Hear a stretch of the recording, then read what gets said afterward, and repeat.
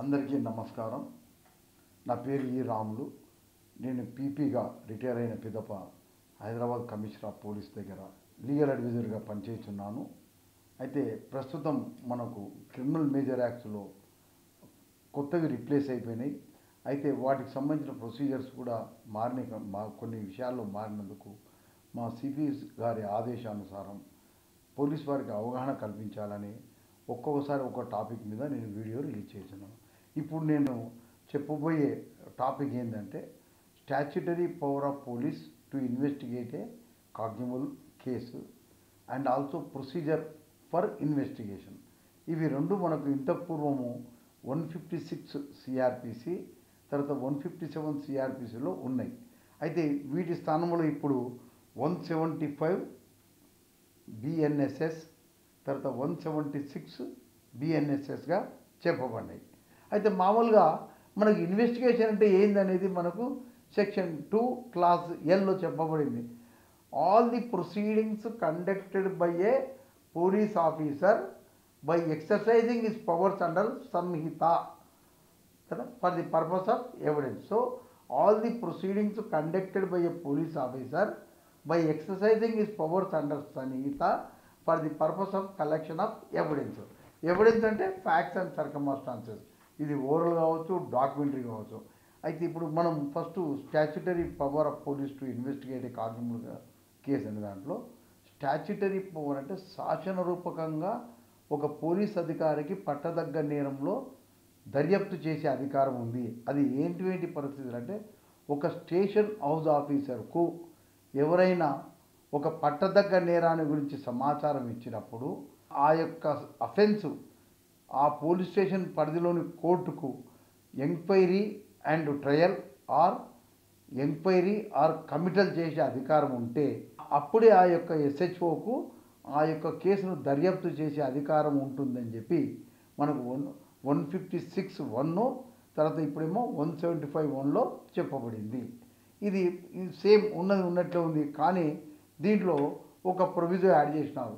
The superintendent of police of the district may direct any DySP to investigate any cognizable offence depending upon its nature and gravity. ఇది కొత్తగా చేర్చబడింది అనమాట. So ఈ statutory power ఇచ్చినారు SP గారికి. ఆ investigation ఈ can entrust to any DySP under his jurisdiction.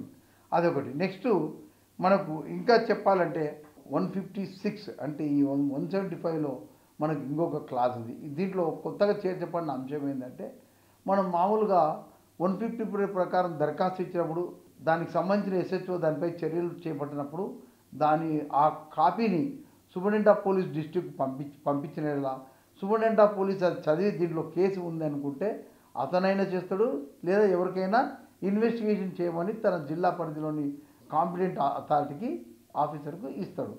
అయితే అప్పుడు కూడా చేయకపోతే ఏం చేయాలనేది ఇప్పుడు దీంట్లో రాసినారు.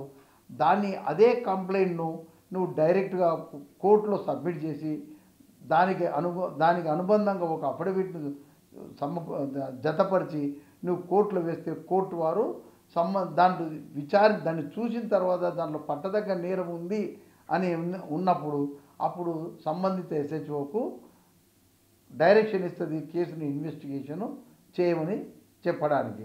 దీనివల్ల ఏంటంటే ఇంతకుముందు మనకి ఈ యొక్క ప్రొవిజన్ లేదు. అంటే మనం ఇంతకుముందు పోలీస్ వారు చేయకుంటే కోర్టులో సెక్షన్ 200 ప్రకారం. కానీ ఇప్పుడు స్పెసిఫిక్గా చెప్పబడింది చట్టంలో, నీవు సూపరింటెండెంట్ ఆఫ్ పోలీస్ కూడా చేయనప్పుడు అప్పుడు you can file the same petition before the court and also దాని వెంబడి ఒక అఫిడవిట్ను కూడా జతపరచవాలని చెప్పబడింది. ఇది మనకు కొత్తగా వచ్చిన విషయం అన్నమాట.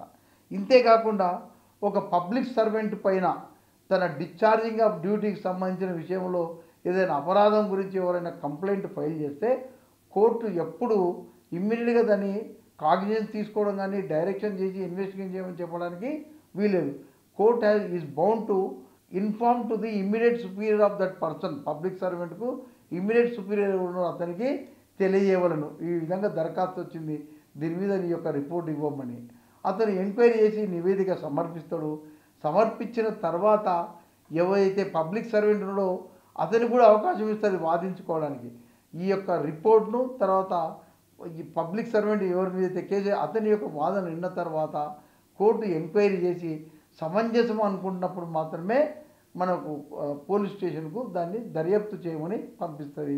మనకి ఈ సౌలభ్యం ఇంతకుముందుకు లేకుండాను. సో మనకి దీనివల్ల ఏమైందంటే కొత్త స్టాచ్యుటరీ పవర్లో సూపరింటెండెంట్ ఆఫ్ పోలీసు డైరెక్ట్గా డిఎస్పీకి ఇవ్వచ్చు. తర్వాత ప్రైవేట్ కంప్లైంట్ అనేది కోర్టులో డైరెక్ట్ ఫైల్ చేయకుండా 2 స్టేజెస్ అంటే ఫస్ట్ పోలీస్ స్టేషన్లో, నెక్స్ట్ ఎస్పీ గారి ఈ 2 ఎగ్జాస్ట్ అయిన తర్వాతనే అప్పుడు కూడా నీకు కాకపోతే అప్పుడు కోర్టులో ప్రైవేట్ కంప్లైంట్ ఇవ్వాలని చెప్పబడింది. ఇంతేకాకుండా పబ్లిక్ సర్వెంట్ విషయం వచ్చే వరకల్లా స్టేట్గా కాగ్నిజెన్స్ తీసుకొని ఎస్హెచ్ఓకు కేసు కట్టమని చెప్పడానికి వీలు లేకుండా ఇప్పుడు ఏం చెప్పబడిందంటే తన ఆ పబ్లిక్ సర్వెంట్ ఇమ్మీడియట్ ఆఫీసర్ ద్వారా రిపోర్ట్ తీసుకోవడము, తర్వాత సంబంధించిన పబ్లిక్ సర్వెంట్ యొక్క వాదనను ఆ రిపోర్ట్ను అన్నింటినీ విచారణ చేపట్టినాక అంటే ఎంక్వైరీ, నాట్ విచారణ అంటే ట్రయల్ కాదు, ఇక్కడ ఎంక్వైరీ అంటే పరిశీలించిన తర్వాత అప్పుడు కోర్టుకు దీంట్లో ఇది దర్యాప్తుకు తగిన కేసు అనుకున్నప్పుడు మాత్రమే ఆర్డర్ ఇస్తుంది, లేకుంటే లేదు. ప్రొసీజర్ ఫర్ ఇన్వెస్టిగేషన్కి సంబంధించి మనకు ఇంతకుముందు 157 సిఆర్పిసిలో ఉన్నది, ఇప్పుడు మనకు 176 భారతీయ నాగరిక సురక్ష సంహితలో చెప్పబడింది. దాని ప్రకారం మనకు తెలుసు సేమ్ క్లాస్ 1లో సేమ్ ఉంది. ఏముంది? ఇన్ఫర్మేషన్ రిసీవ్డ్ ఆర్ అదర్వైజ్ అంటే 154 ప్రకారం వచ్చిన ఇన్ఫర్మేషన్ కానీ వేరే విధంగా వచ్చిన ఏదైనా సమాచారము అందుట్లో there is a reason to suspect the commission of a cognizable offence ఉన్నప్పుడు then he forwards that original petition and a report prepared by him to the court. అక్కడ పంపించిన తర్వాత then he immediately either himself proceeds or directs his subordinate to proceed to the spot for the purpose of investigation. ఆ investigation అయింది to cause enquiries to know about the facts and circumstances of the case and also if necessary take all efforts to discover the accused. So ఇవి చేస్తారు. అయితే మనకు దీనిలో ఒక provision ఉంది. దాంట్లో ఫస్ట్ ప్రొవిజన్ ఏంటంటే ఒకవేళ అది సీరియస్ కానటువంటి అఫెన్స్ ఉంటే తర్వాత దానిలో names of the accused complaint అంతా తెలిసి ఉన్నప్పుడు అది అంత సీరియస్ కాదు కనుక తక్షణమే చేపట్టకుండా దాన్ని పోస్ట్పోన్ చేయవచ్చు. ఆ ఎస్హెచ్ఓ కానీ దాని సబార్డినేట్ ఎవరు పోకుండా పోస్ట్పోన్ చేయొచ్చు. ఒక ప్రొవిజన్ ఇది క్లాజ్ ఏ. నెక్స్ట్ దాంట్లోనే ప్రొవిజన్ క్లాజ్ బి ఉంది. ఒకవేళ అవసరం అనుకుంటే ఇన్వెస్టిగేషన్ చేయకుండా క్లోజ్ చేయొచ్చు ఆ వరకు అనమాట. సో ఈ 2 ఉన్నాయి. అయితే ఈ రెండింటి విషయంలో కారణాలను రాయాలి పార్ట్ 1 డైరీలో. ఎందుకు నీవు పోస్ట్పోన్ చేస్తున్నావు, ఎందుకు నీవు ఇన్వెస్టిగేషన్ చేయకుండా క్లోజ్ చేస్తున్నావు. అయితే ఎప్పుడైతే కేసును క్లోజ్ చేస్తున్నారో అప్పుడు తప్పకుండా నోటిఫికేషన్ అంటే ది డిఫాక్టో కాంప్లైంట్కు ఇన్ఫార్మ్ చేయవలను, ఇట్లా మేము ఇన్వెస్టిగేషన్ చేస్తలేమని చెప్పవలను. ఇదొకటి. అయితే ఇప్పుడు దీనిలో మనకు కొత్తగా యాడ్ అయిన విషయం ఏంటంటే ఎవరిదైనా రేపుకు సంబంధించిన విక్టిమ్ స్టేట్మెంట్ రికార్డ్ చేసినప్పుడు ఆ రేపు విక్టిమ్ నివాస స్థలంలో కానీ లేదా ఆ విక్టిమ్ కోరబడిన స్థలంలో ఆ విక్టిమ్ యొక్క తల్లిదండ్రులు కానీ లేదా గార్డియన్ కానీ లేదా ఆ లొకాలిటీలో ఉన్న సోషల్ వర్కర్ సమక్షంలోనే స్టేట్మెంట్ రికార్డ్ చేయవలను. తర్వాత మనకు సాధ్యమైతే you may also record audio video ద్వారా కూడా రికార్డింగ్ చేయవలను. సో ఇది మనకు ఈ 176(1)లో చెప్పబడింది.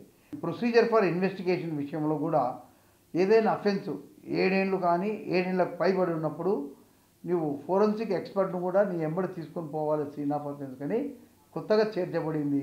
అయితే ఇప్పుడు దీనికోసం ఒక 5 సంవత్సరములు కాల వ్యవధి ఇచ్చింది. ఈ లోపల సంబంధిత స్టేట్ గవర్నమెంటు అన్ని విషయాల్లో అంటే ఎక్స్పర్ట్స్ను నియమించి ఉండాలా.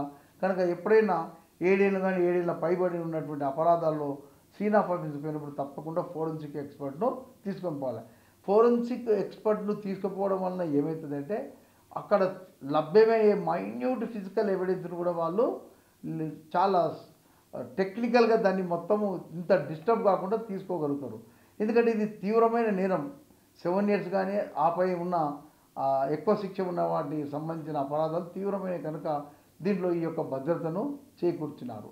అంటే ఇన్వెస్టిగేషన్ స్ట్రాంగ్గా ఉండాలి, నేరస్తుడు తప్పించుకోపోకుండా ఉండాలని. అయితే ఇది ఒకటి.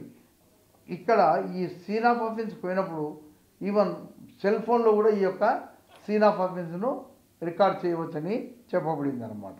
ఈ పర్పస్ను ఈ యొక్క ఫోరెన్సిక్ ఎక్స్పర్ట్ను దీంట్లో జత చేర్చడం అయింది. అయితే దీనికి 5 సంవత్సరాల కాల వ్యవధి ఇచ్చిందనమాట. ఇది ఇన్వెస్టిగేషన్ సంబంధించిన ప్రొసీజర్. ఇప్పుడు మనకు కొత్తగా ఏంటంటే ఫోరెన్సిక్ ఎక్స్పర్ట్ని ఎంబడి తీసుకొని పోవాలని చెప్పబడింది. తర్వాత ఆడియో వీడియో రికార్డింగ్ చేసి చెప్పబడింది. సో ఇవన్నీ కొత్తగా మనకు యాడ్ చేయబడినాయి.